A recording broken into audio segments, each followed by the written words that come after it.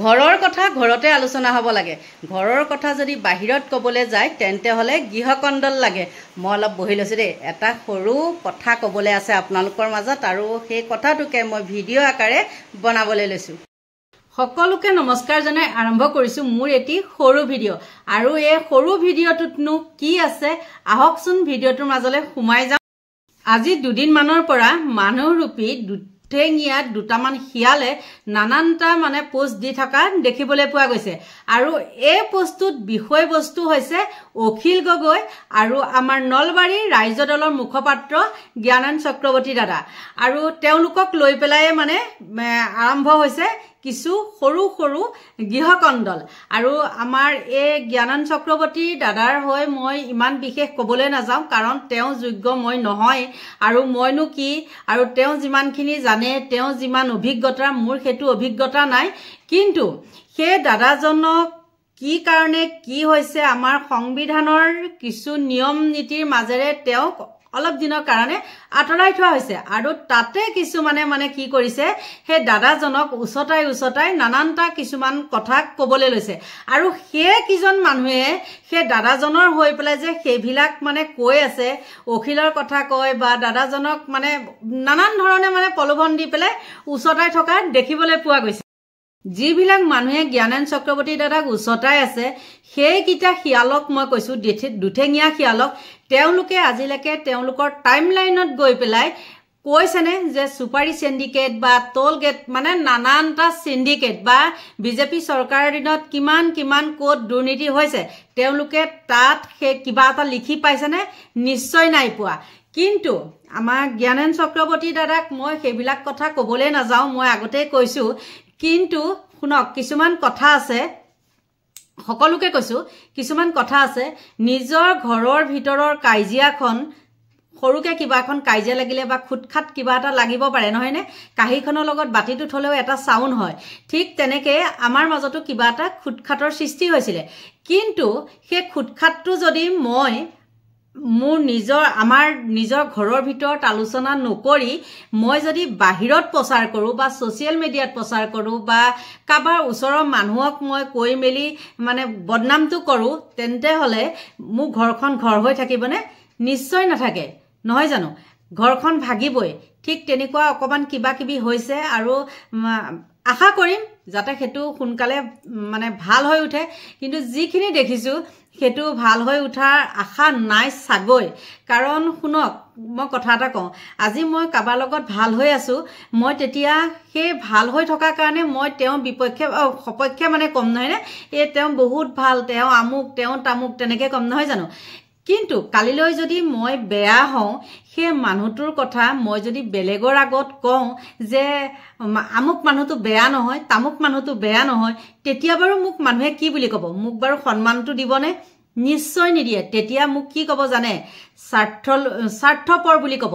স্বাৰ্থলোভী বা স্বাৰ্থপৰ, বা এজনী স্বাৰ্থ সিদ্ধি নহ'ল চাগে, সেইটো কাৰণে মানুহটোৰ বদনাম গাইছে। কথাখিনি হ'ল তেনেকুৱা। কিন্তু যিকেইজনে উচতাই আছে সেই দাদাজনক, আমাৰ চক্ৰৱৰ্তী দাদাক কথা কৈছোঁ, তেওঁৰ লগত ভাল আমাৰ একো হেৰি নাই। কিন্তু কি কাৰণত কি হ'ল নাজানো, সেইবিলাক ওপৰ মহলে গম পাব, আমি ইমান নাজানো। তথাপিও মনত দুখ লাগিছে, সেইবিলাক হ'ব নালাগে।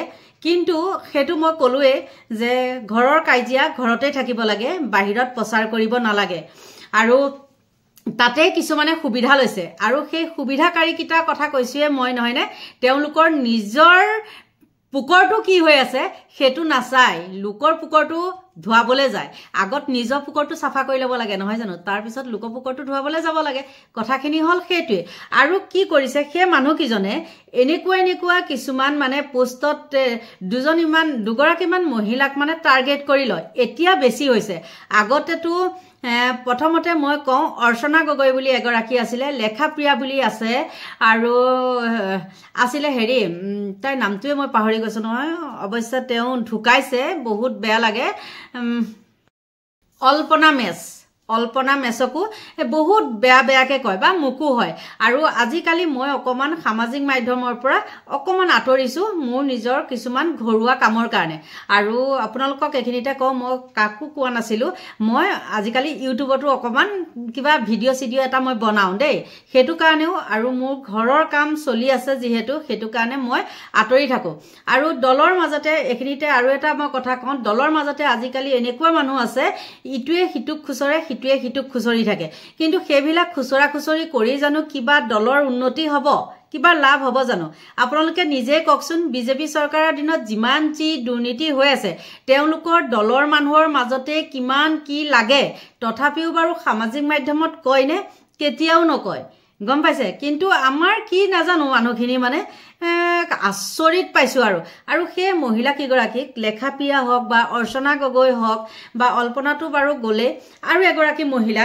সেই মহিলাগৰাকীও বহুত বেয়াকে মানে কিছুমান তেওঁলোকক টাৰ্গেট কৰি থাকে আৰু তেওঁলোকৰ মুখত ইমান বেয়া শব্দ আহেনে বাৰু মহিলাক তেনেকৈ ইমান বেয়া আকৌ নিজে কয় মহিলা হেৰি পাতে হা মহিলাক সন্মান দিব লাগে বুলি বৰ ভাষণ দিয়ে আকৌ মহিলাকে তেনেকুৱা মানে হেৰিত লাগে বেয়া ব্যৱহাৰ কৰে এইখিনি আছিলে আৰু কি হয় আমাৰো কিছুমান ভুল আছে ভুল নথকা বুলি মই নকওঁ সকলো মিলিজুলি এৰা ধৰাৰ মাজেদি চলিলেহে এটা দল আগুৱাই যাব পাৰিব নহয় জানো কিন্তু সেইটো যদি মকামিলা আমাৰ দলৰ মাজতে নাথাকে তেন্তে হলে কেনেকেনো বাৰু হেৰি হৈ যাব পাৰে ইটোৱে সিটোৰ বদনাম সিটোৱে সিটোৰ বদনাম তেনেকুৱা নাইনে সৰু সুৰা কিছুমান বদনাম এইবিলাক কৈ ফুৰিব নালাগে আৰু আপোনালোকে যিমানেই লোকৰ আগত এইবিলাক কথা কৈ ফুৰিব এদিন হলেও সেই মানুহজনৰে বা সেই মানুহজনীয়ে নিশ্চয় মানুহগৰাকীক কবই নোকোৱাকে নাথাকে কামৰ মানে যিকোনো প্ৰকাৰে কথাৰ মাজতে হলেও কৈ দিবই এতিয়া মই শুনক কথা এটা কওঁ মোৰ গোটেই ঘৰৰ কাম বন কৰি মেলি লৈ যেতিয়া মই অকমান আজৰি পাওঁ কথাৰ মাজতে কৈ দিছো দেই আজৰি পাওঁ তেতিয়া অকমান মই নাচ গান কৰো আৰু তাৰ মাজতে মোক বহুতে আমাৰ দলৰ বহুতে যদি কেতিয়াবা নেদেখে তেতিয়া হলে কয় ৰঞ্জন বাইদেউ আজিকালি আপুনি নকৰা হল নাচা বগা নকৰা হল নেকি কিয় নানাচে আকৌ এনেকে কিছুমান কয় কিন্তু মই আগতকে বহুত কমাই দিছো এইবিলাক মানে কামৰ কাৰণে আৰু কাম নাথাকিলে কিন্তু মই নাচো হেতু যে আলোচনা কৰিব লাগিব হেতু কথা নহয় যাৰ যি মন কৰিব পাৰে কিন্তু হে আৰু দলৰ কামত দল আৰু এনে বাকি থকা সময়ত অকল যে দলকে গুটে মানে হেইটো উসৰ্গা কৰি দিম মোৰ লাইফটো হেতু নহয় মোৰ কোনো স্বাৰ্থ নাই কিন্তু দেখিছে আপোনালোকে অসমবাসীৰ সকলো দুৰ্দশা অকল আমাক ব্ৰিজ কিখনে বা 1200 টকা আছনিয়ে বা উজলা গেছটোৱে আমাক নুখুৱায়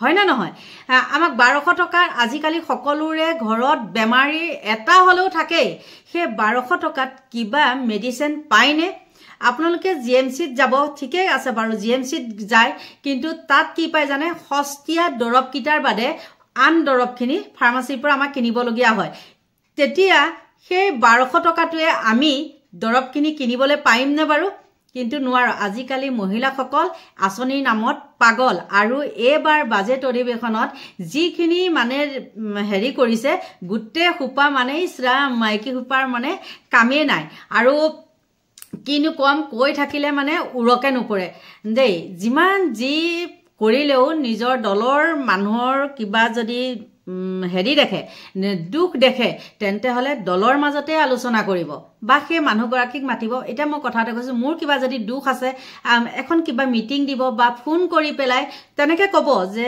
ৰঞ্জন বাইদেউ এটো বেয়া হৈছে ঠিক তেনেকে মানে মই গুটেখিনি কথা মিলাই কৈছো দেই ইয়াত মোৰ অকন ভুল ভ্ৰান্তিও হ'ব পাৰে আপোনালোকে ক্ষমা কৰিব আৰু সেই মই চক্ৰৱৰ্তী দাদাক লৈহে আচলতে মই কথাটো কৈছিলো আমাৰ দলৰ মাজত অকমান হেৰি হৈছে আৰু সেই দাদায়ো কৈও আহিছো বাৰু শুনক ভাল হৈ থাকুনতে অখিল ভালেই নহয় নে আৰু বেয়া হোৱা লগে লগে আপুনিও মানে দাদাকো কৈছো একে কৰজৰে প্ৰাৰ্থনা কৰি কৈছো আপুনিও এভিলাক কথা সোশ্যাল মিডিয়াত নিদিব আপুনিটো অখিল গগৈক আগতে জানেই নহয় জানো আমাৰ দলত হিন্দু মুছলমান এভিলাক একো ভেদ নাই সকলো আমি একে মানুহে কিন্তু আপুনি এদিনতে গৈ পেলাই অখিলে লুঙি পিন্ধা কিবা পিন্ধা এইবিলাক কথা কৈছে আৰু আপোনাক আচলতে কোনোবাই উচতাই দিছে আপোনাৰ ব্ৰেইনটো ৱাশ কৰি দিছে তাৰ ফলত আপুনি এইখিনি কথা মানে ক'বলৈ বাধ্য হৈছে কিন্তু দাদা আপুনিও চাব আপুনিওতো অতদিন দলটোৰ হৈ কাম কৰিলে ন দেহপান দি পেলাই খাটিছে কিন্তু